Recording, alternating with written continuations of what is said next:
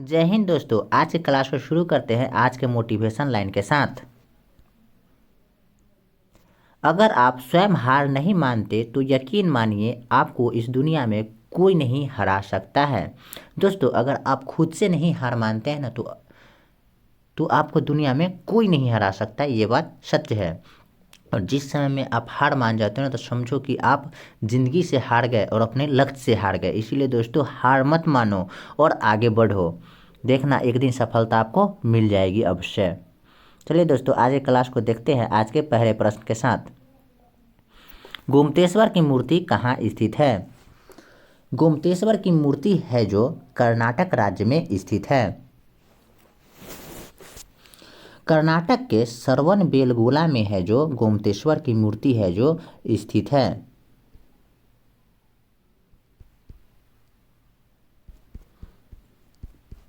ये कितनी फीट ऊंची है? तो ये 57 फीट है जो ऊंची मूर्ति है। इसका निर्माण कब हुआ था? तो इसका निर्माण है जो 983 ईस्वी में इसका निर्माण हो गया था, गोमतेश्वर की मूर्ति के। और ये निर्माण किसने करवाया था? तो गंग मंत्री थे, गंग वंश के मंत्री थे। गंग वंश के मंत्री थे, उनका नाम था चामुंड राय। तो चामुंड राय ने इस मंदिर को निर्माण करवाया था। गोमतेश्वर की मूर्ति का निर्माण किसने करवाया था? तो चामुंड राय ने इस मंदिर का निर्माण करवाया था। और आंध्र प्रदेश में देखते हैं, आंध्र प्रदेश में क्या है? तो आंध्र प्रदेश में हनुमान जी की सबसे बड़ी मंदिर है जिसका नाम है वीर अभय आंजनेय स्वामी नाम की मूर्ति है जो राम भक्त हनुमान की है, जो एक विशाल प्रतिमा है। यह आंध्र प्रदेश के विजयवाड़ा के पास परितालिका शहर में स्थित है। कहाँ पे है? तो विजयवाड़ा के पास है। विजयवाड़ा के पास कौन से शहर में? तो परितारा शहर में स्थित है। इसकी ऊंचाई कितनी है? तो वीर अभय आंजनेय स्वामी की मूर्ति की ऊंचाई है, हाइट कितनी है ऊंचाई? तो 135 फीट इसकी ऊंचाई है, जो हनुमान स्वामी प्रतिमा भारत के सबसे ऊंची प्रतिमा है। आंध्र प्रदेश में है जो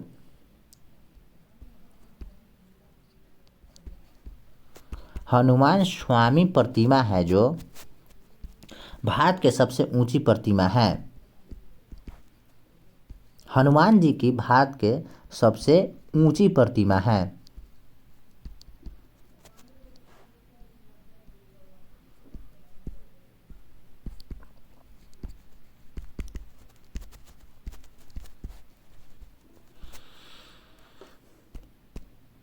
अब है पश्चिम बंगाल को देखते हैं। तो पश्चिम बंगाल के नादिया जिले में टेम्पल ऑफ वैदिक प्लेनेटेरिया दुनिया का सबसे बड़ा धार्मिक स्मारक है। दुनिया का सबसे बड़ा धार्मिक स्मारक कौन है?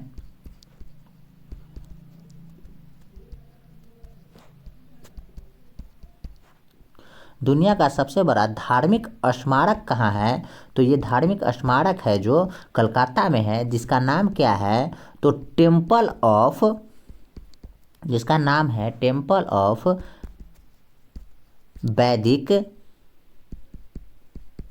वैदिक प्लेनेटेरियम। इसका नाम है टेम्पल ऑफ वैदिक प्लेनेटेरियम, जो अभी तक दुनिया का सबसे बड़ा धार्मिक स्मारक होगा, जो पश्चिम बंगाल में है। अभी तक कंबोडिया का अंकोर वाट मंदिर है जो इसकी जगह पर है, यानी कि दुनिया का सबसे बड़ा मंदिर है जो अंकोर वाट मंदिर है। अब देखते हैं नेक्स्ट प्रश्न। शरीर की सबसे बड़ी हड्डी कौन सी है? तो शरीर की सबसे बड़ी हड्डी है जो फीमर हड्डी है, जो जांघ की हड्डी कहलाती है। जांघ की हड्डी है जो शरीर की सबसे बड़ी हड्डी है। और शरीर की सबसे छोटी हड्डी कौन सी है? तो शरीर की सबसे छोटी हड्डी है जो स्टेपीज है जो कान की हड्डी है। कान में कितनी हड्डी होती है? तो एक कान में 3 हड्डी होते हैं, तो दोनों कान में टोटल 6 हड्डियां होती है। तो कान में टोटल कितनी हड्डियां होती है? तो कान में 6 हड्डियां होती है, जिसका नाम क्या है? जिसका नाम है मेलिक्स। जो एक कान में यानी 2 होती है। मेलिक्स 2, इनकस 2 और स्टेपीज होती है जो 2 होती है। कुल मिलाकर 6 हड्डी हो गई जो कान की होती है। यही स्टेपीज है जो कान की सबसे छोटी हड्डी होती है, और सबसे बड़ी हो गई जो फीमर, जो जांघ की हड्डी होती है। देखते हैं नेक्स्ट प्रश्न। अब दोस्तों और कुछ रिलेटेड प्रश्न देखते हैं। मनुष्य की कुल हड्डियों की संख्या कितनी है? मनुष्य के शरीर में कुल हड्डियों की संख्या कितनी है? तो कुल हड्डियों की संख्या है जो 206 है। बाल्य अवस्था में कुल हड्डियों की संख्या कितनी होती है? तो बाल्य अवस्था में कुल हड्डियों की संख्या 208 होती है। पसलियों की कुल संख्या कितनी है? पसलियों की कुल हड्डियों की संख्या है जो 24 है। रीढ़ की कुल हड्डियों की संख्या कितनी है? रीढ़ की कुल हड्डियों की संख्या है जो प्रारंभ में होती है जो 24 होती है। कुल हड्डियों की संख्या है जो प्रारंभ में 33 होती है। जो केशरुदंड भी होती है जो 33 होती है। और यही विकसित हो जाने पर, रीढ़ की हड्डी विकसित हो जाने पर हड्डियों की संख्या कितनी हो जाती है? तो 26 हो जाती है। अब देखते हैं प्रश्न। निम्न में से किसने टेस्ट मैच में 4 शतक लगाए हैं? तो टेस्ट मैच में है जो 4 शतक लगाने वाले ब्रेन लारा है जो टेस्ट मैच में 4 शतक लगाए हैं। जो कब लगाए थे? तो 2004 में ये लगाए थे, जो इंग्लैंड के विरुद्ध लगाए थे। इंग्लैंड के विरुद्ध लगाए थे। और ब्रेन लारा क्या थे? तो उस समय में वेस्ट इंडीज के है जो वेस्ट इंडीज के कप्तान थे जो 4 शतक लगाए थे। अब देख लेते हैं सबसे तेज तिहरा शतक लगाने वाले कौन है? तो सबसे तेज है जो सबसे तेज तिहरा शतक लगाने वाले हैं जो भारत के वीरेंद्र सहवाग है जो तिहरा शतक लगाए थे, जो दक्षिण अफ्रीका के खिलाफ लगाए थे। किसके खिलाफ लगाए थे? तो दक्षिण अफ्रीका के खिलाफ लगाए थे। और कब लगाए थे? तो ये 2008 में लगाए थे। तिहरा शतक है जो 2008 में दक्षिण अफ्रीका के खिलाफ वीरेंद्र सहवाग लगाए थे।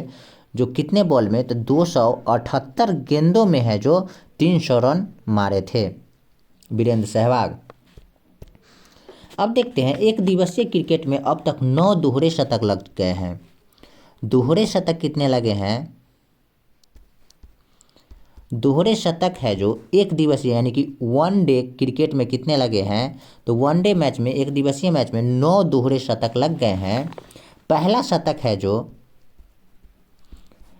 दोहरा शतक है जो किसने लगाए थे? तो पहला दोहरा शतक है जो सचिन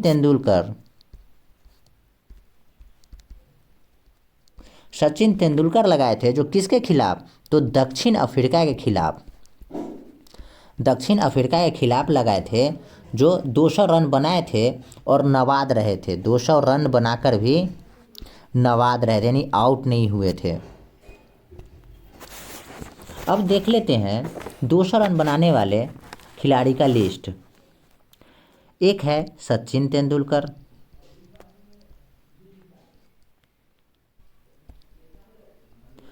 पहले सचिन तेंदुलकर है, उसके बाद है वीरेंद्र सहवाग,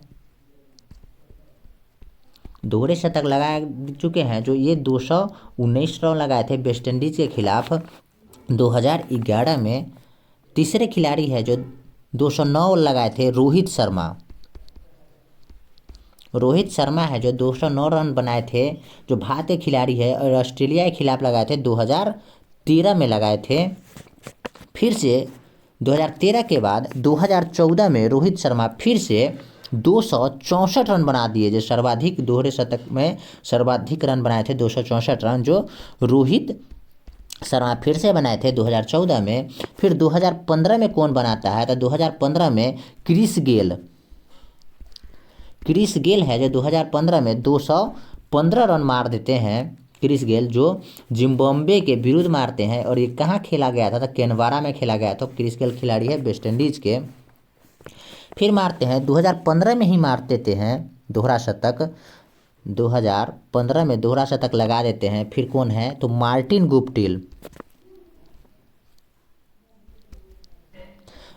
गुप्टिल है जो दोहरा शतक लगाते हैं। ये कितने रन मारते थे, 237 रन मारते हैं 2015 में ही, और वेस्ट इंडीज़ के विरुद्ध मारते हैं।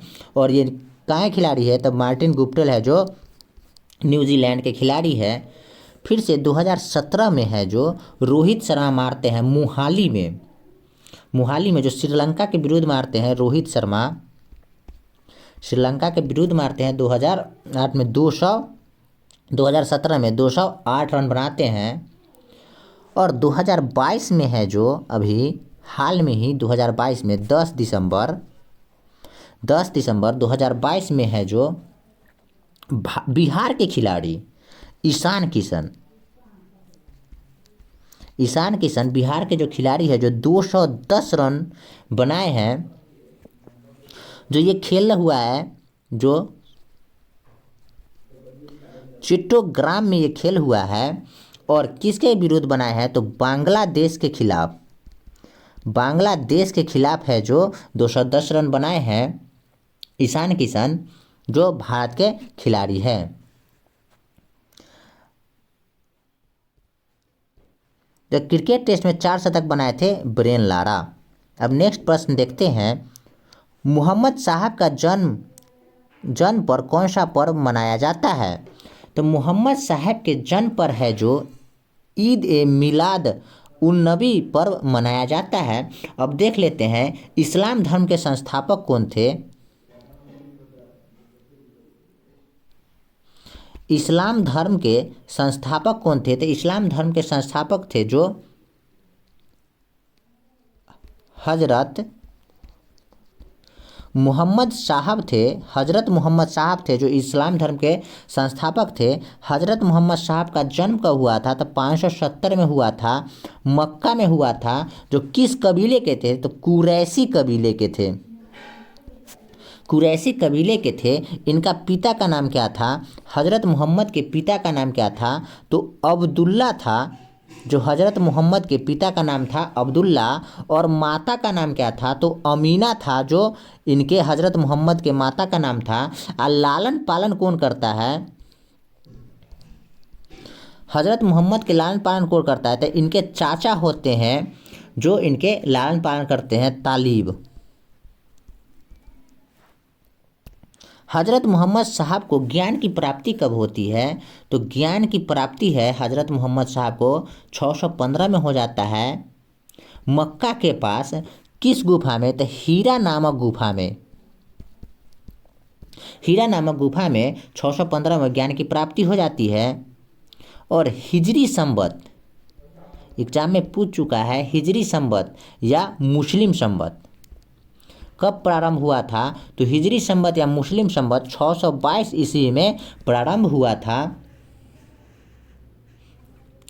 और हजरत साहब के विवाह कब हो गई थी, तब ये 25 वर्ष के थे हजरत साहब, तो इनका विवाह हो गया था एक विधवा के साथ। तो उनका नाम था क्या, विधवा का नाम था खदीना। इस्लाम धर्म का पवित्र ग्रंथ कौन है, तो इस्लाम धर्म का पवित्र ग्रंथ है जो कुरान है, जो इस्लाम धर्म का पवित्र ग्रंथ है। और इनकी मृत्यु कब हो जाती है, तो 8 जून 632 में इनकी मृत्यु हो जाती है। हजरत मोहम्मद साहब का मृत्यु 8 जून 1932 में हो जाती है और इनको दफनाया कहाँ जाता है तो मदीना में इनको दफना दिया जाता है। अब देखते हैं दोस्तों नेक्स्ट प्रश्न, गीतांजलि पुस्तक को अंग्रेजी अनुवाद किसने किया था? ऐसे तो गीतांजलि पुस्तक को अंग्रेजी में अनुवाद W.B. बिट्स किए थे, लेकिन गीतांजलि पुस्तक को लिखे किसने थे तो रविन्द्रनाथ टैगोर थे जो गीतांजलि पुस्तक को लिखे थे। और ये किस भाषा में लिखी गई थी? गीतांजलि पुस्तक है जो किस भाषा में लिखी गई थी तो ये गीतांजलि पुस्तक है जो बंगाली भाषा में लिखी गई थी। और इसका प्रकाशन पहली बार कब हुई थी तो 14 अगस्त 1910 को है जो गीतांजलि पुस्तक का प्रकाशन हुआ था।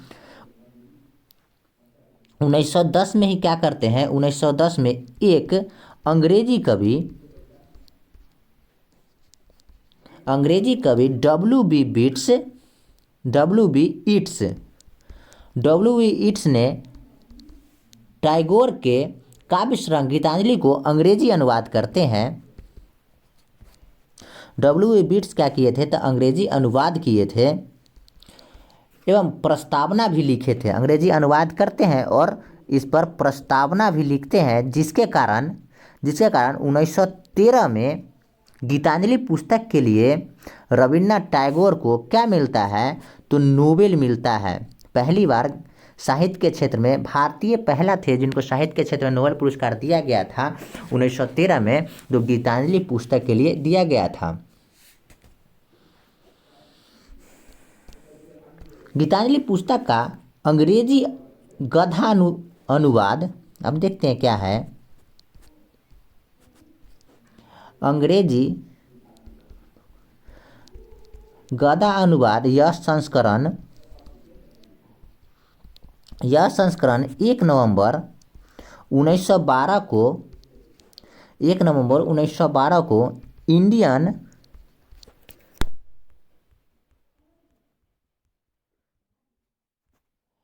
सोसाइटी ऑफ लंदन द्वारा क्या किया गया था तो प्रकाशन किया गया था, लंदन के द्वारा प्रकाशित की गई थी। अब देखते हैं सरोजिनी नायडू के बारे में देख लेते हैं। सरोजिनी नायडू का जन्म कब हुआ था तो सरोजिनी नायडू का जन्म हुआ था 13 फरवरी 1879 ईस्वी में सरोजिनी नायडू का जन्म हुआ था। नाइटिंगेल ऑफ इंडिया के नाम से किसे जाना जाता है तो नाइटिंगेल ऑफ इंडिया के नाम से सरोजिनी नायडू को जाना जाता है। अब देख लेते हैं बंकिम चंद्र चटर्जी के बारे में। तो वंदे मातरम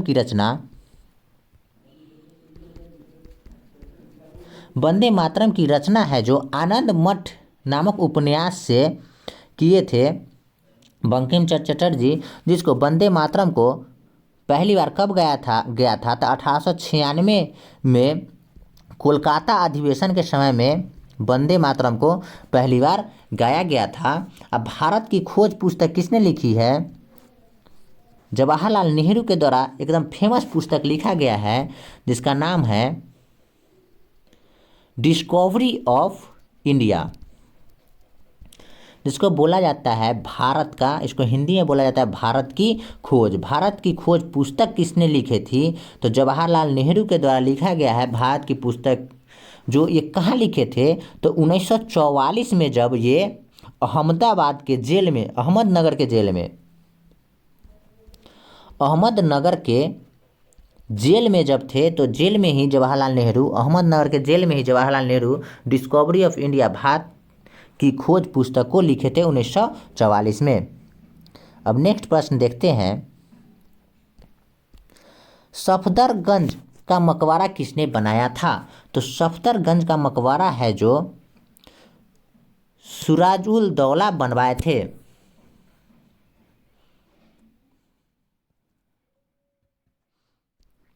ये क्यों बनवाया गया था तो सफदरगंज का मकबरा है जो सफदरगंज का मकबरा अंतिम मुगल बादशाह मोहम्मद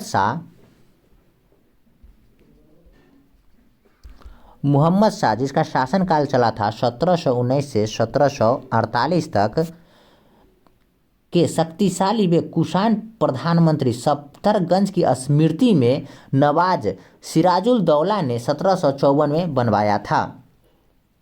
इनके सैनिक अंतिम मुगल बादशाह थे मोहम्मद शाह, जिनको शक्तिशाली व कुशल प्रधानमंत्री सफदरगंज की स्मृति में ही क्या किया गया था, तो नवाज थे सिराजुल दौला ने 1754 में क्या किए थे, ये सफदरगंज का मकबरा को बनवाए थे। अब देख लेते हैं औरंगजेब के बारे में। तो औरंगजेब का दूसरा नाम क्या था, तो औरंगजेब को मुहीउद्दीन मुहम्मद के नाम से जाना जाता है। औरंगजेब को जिसे आलमगीर की उपाधि दी गई थी, औरंगजेब को क्या उपाधि दिया गया था, तो आलमगीर की उपाधि किसे की दी गई थी, तो औरंगजेब को आलमगीर की उपाधि दी गई थी। यह भारत पर राज करने वाला छठा मुगल बादशाह था। छठवां मुगल बादशाह कौन था, तो औरंगजेब था, जो भारत पर राज करने वाला छठा मुगल शासक था।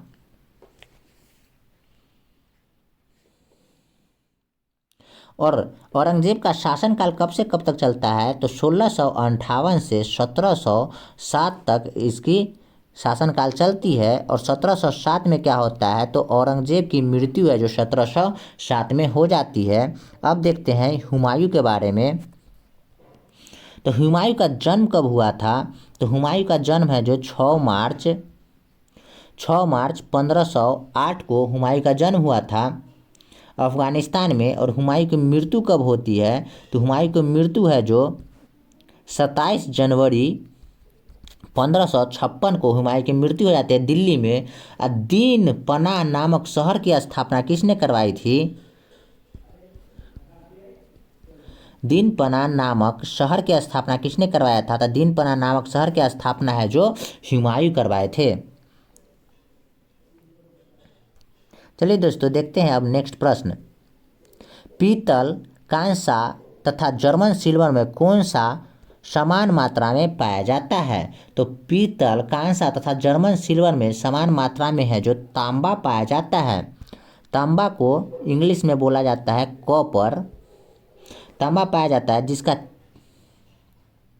जिसको सूचित किया जाता है Cu से। और इसकी परमाणु संख्या कितनी होती है, तो कॉपर की परमाणु संख्या है जो 29 होती है।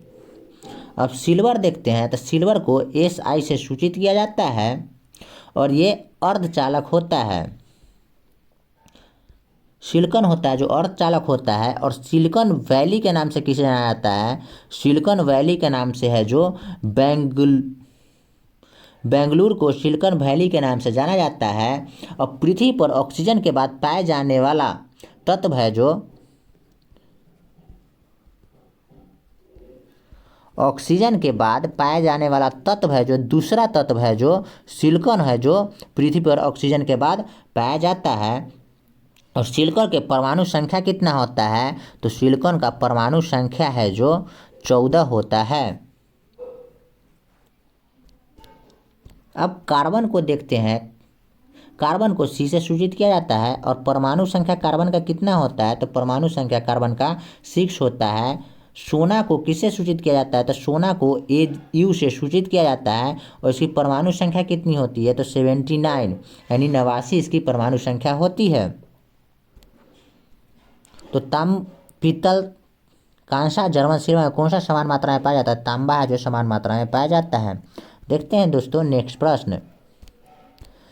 बृहस्पति ग्रह का अध्ययन करने वाला उपग्रह कौन है, तो बृहस्पति ग्रह का अध्ययन करने वाला उपग्रह है जो वाइजर प्रथम है।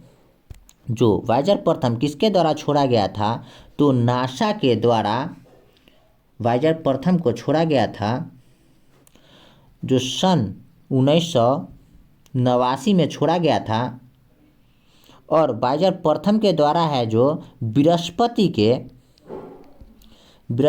के छल्ले की खोज है जो वाइजर प्रथम 1 उपग्रह है जो किया था बृहस्पति के छल्ले का खोज।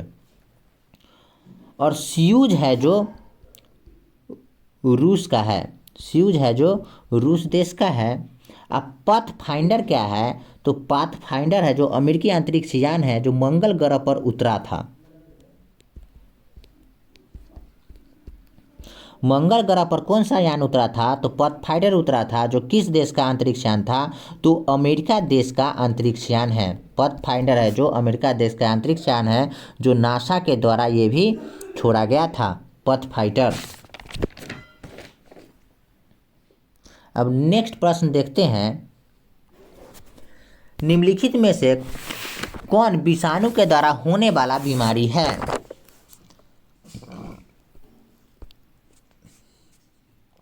तो पोलियो है जो विषाणु के द्वारा होने वाला बीमारी है।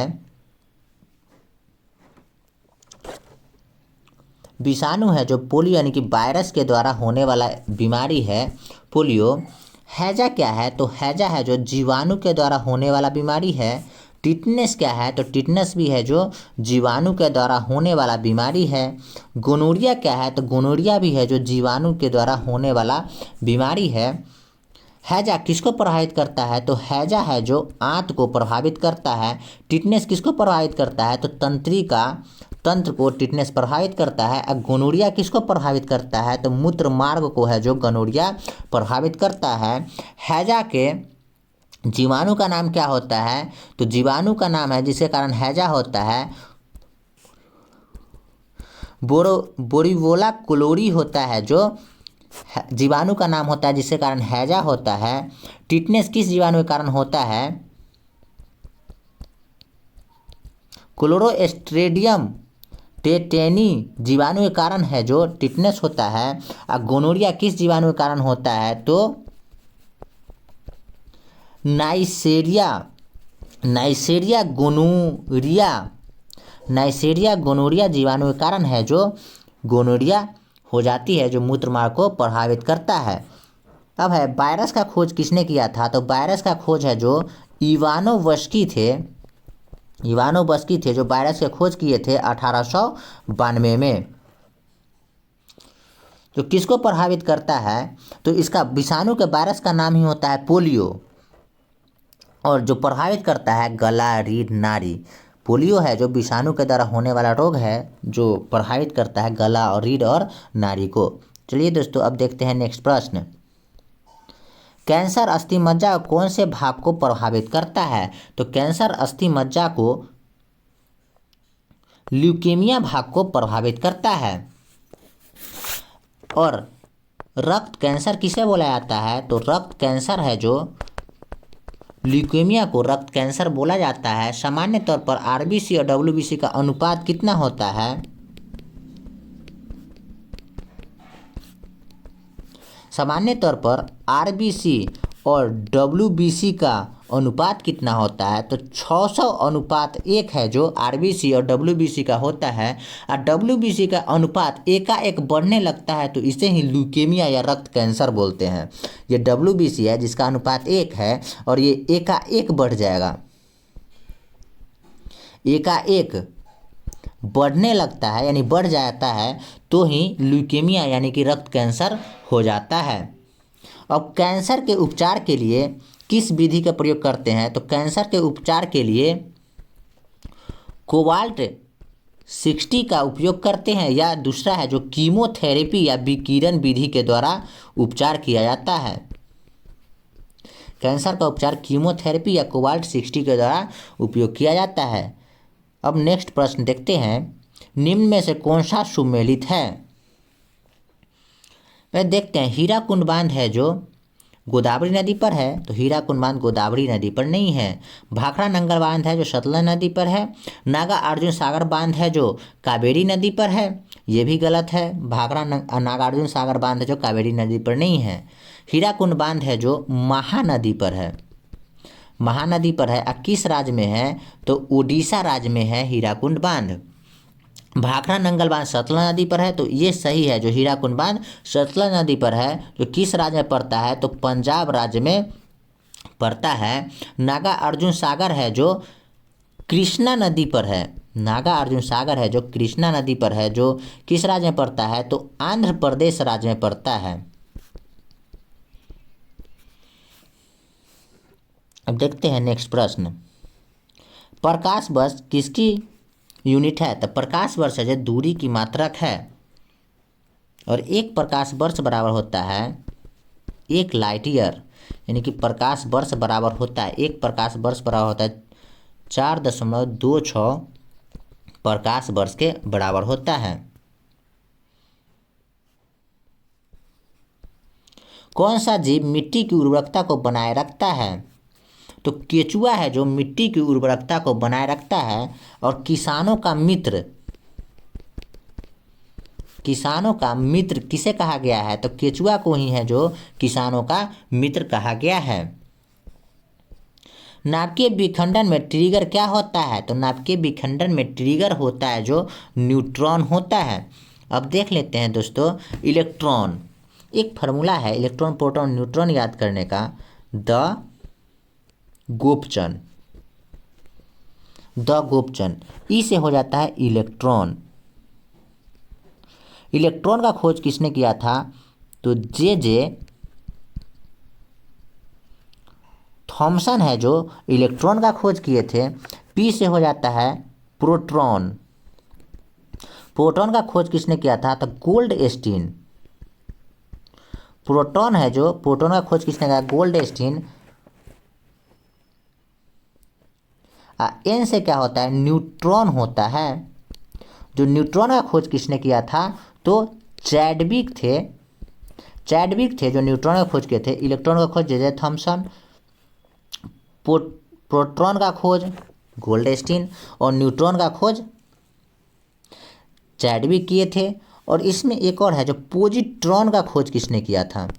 पॉजिट्रॉन। तो पॉजिट्रॉन का खोज एंडरसन किए थे। पॉजिट्रॉन का खोज किसने किया था? तो एंडरसन थे जो पॉजिट्रॉन का खोज किए थे। प्रश्न था नाभिकीय विखंडन ट्रिगर क्या होता है? तो न्यूट्रॉन होता है जो नाभिकीय विखंडन में ट्रिगर का काम करता है। चींटी में कितने पैर होते हैं? तो चींटी में है जो 6 पैर होते हैं। और चींटी को काटने से कौन सा अम्ल, चींटी को काट लेता है तो कौन सा अम्ल पाया जाता है? तो फॉर्मिक अम्ल है जो चींटी को काटने से फॉर्मिक अम्ल प्राप्त होता है। और चींटी के 6 पैर होते हैं, 6 पैर, चींटी में 6 पैर होते हैं। और कितने पंख होते हैं? तो 4 पंख होते हैं। और एक चींटी है जो किस संघ का प्राणी है? तो संघ अर्थोपोडा का यह प्राणी है। इसका देह गुहा किसका बना होता है? तो हीमोसिल का बना होता है। और संघ अर्थोपोडा का और भी एग्जाम्पल है, जैसे देख लेते हैं, तेलचट्टा होता है जो संघ अर्थोपोडा में आता है।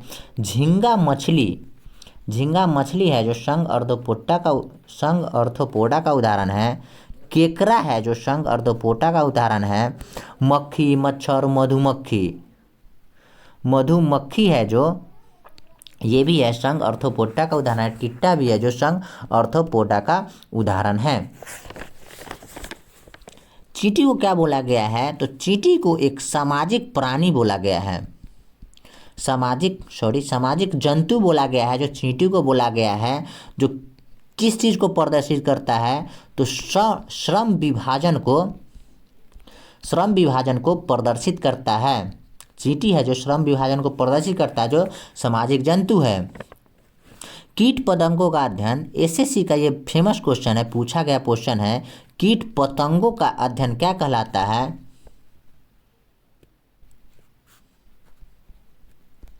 एंटोमोलॉजी है जो कीट पतंगों का अध्ययन कहलाता है।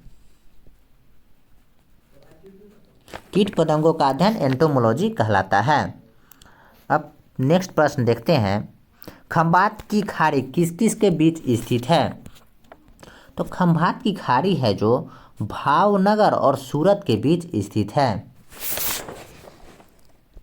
किस अधिनियम के द्वारा कंपनी अधिनियम समाप्त कर दिया गया था? किस अधिनियम के द्वारा कंपनी का अधिनियम समाप्त कर दिया गया था? तो 1857 के अधिनियम के द्वारा कंपनी का अधिनियम समाप्त कर दिया गया था। किसमें लगभग 100 गुफाएं हैं? तो कन्हेरी के गुफाएं हैं जिसमें लगभग 100 गुफाएं हैं। अजंता गुफा कहाँ है? तो महाराष्ट्र में है जो अजंता गुफा है। महाराष्ट्र राज्य में है जो अजंता गुफा है जो राष्ट्रकूट शासक बनवाया था। एलोरा का गुफा कहाँ है? तो एलोरा का गुफा भी है जो महाराष्ट्र राज्य में स्थित है। जो एलोरा या एलिफेंटा गुफा है जो महाराष्ट्र राज्य में स्थित है, इसको भी राष्ट्रकूट शासक बनवाए थे। खजुराहो का किला है जो महाराष्ट्र में स्थित है, इसको खजुराहो के चंदेल शासक ने इसका निर्माण करवाया था।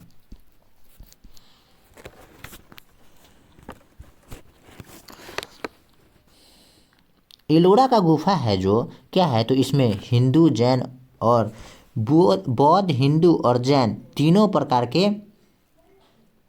गुफाएं हैं इसमें। और कृष्ण प्रथम है जो राष्ट्रकूट शासक कृष्ण प्रथम है जो एलोरा गुफा का निर्माण करवाए थे। कृष्ण प्रथम है जो एलोरा गुफा का निर्माण करवाए थे, जो राष्ट्रकूट शासक थे। नेक्स्ट प्रश्न देखते हैं, लोक लेखा समिति अपना वार्षिक रिपोर्ट किसे पेश करता है? तो लोक लेखा समिति अपना वार्षिक रिपोर्ट है जो संसद को पेश कर देता है। भारत के सबसे पुरानी संसदीय समिति कौन है? भारत के सबसे पुरानी संसदीय समिति कौन है? तो पुरानी संसदीय समिति है जो लोक लेखा समिति है। लोक लेखा समिति है जो भारत के सबसे पुरानी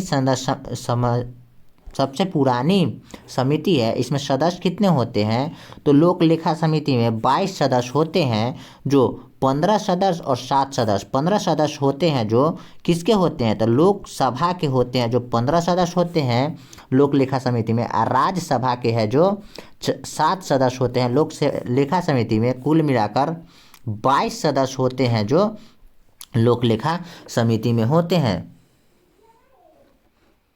लोक लेखा समिति है जो अपना वार्षिक रिपोर्ट लोकसभा को पेश करती है। अब देखते हैं नेक्स्ट प्रश्न, पंचायत राज का सबसे छोटा अंग कौन सा है? तो पंचायत राज का सबसे छोटा अंग होता है जो ग्राम पंचायत होता है। अब देखते हैं पंचायत राज का कुछ जानकारी। भारत में पंचायती राज व्यवस्था पूर्व सोवियत संघ से प्रेरित है।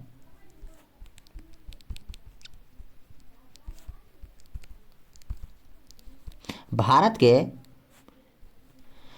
के पंचायती राज व्यवस्था है जो किस देश से प्रेरित है? तो पूर्व सोवियत संघ यानी रूस से प्रेरित है। अब पंचायती राज व्यवस्था का वास्तुकार किसे कहते हैं?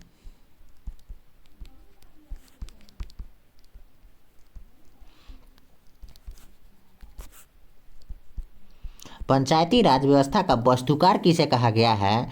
तो बलवंत राय मेहता को पंचायती राज व्यवस्था का वास्तुकार कहा गया है। अब पंचायती राज है जो पंचायती राज है जो राज सूची के अंतर्गत आता है।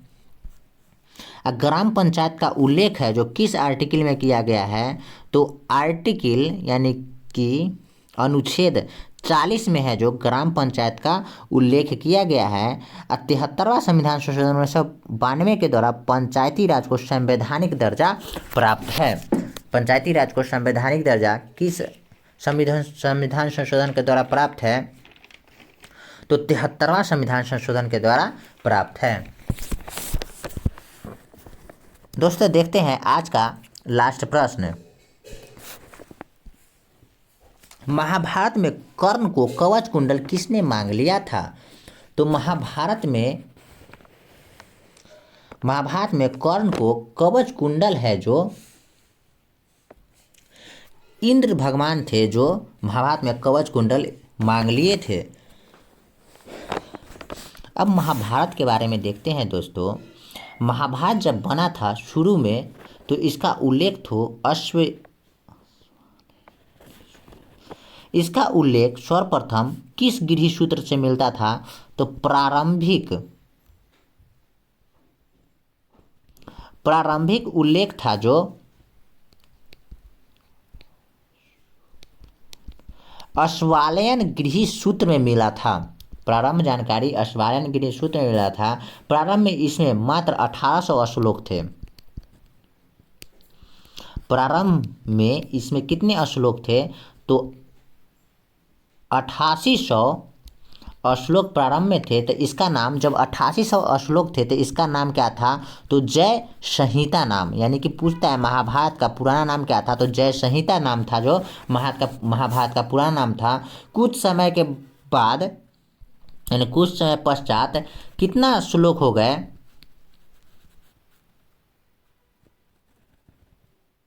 24,000 जब श्लोक हो गए तो इसको क्या कहा जाने लगा? तो इसको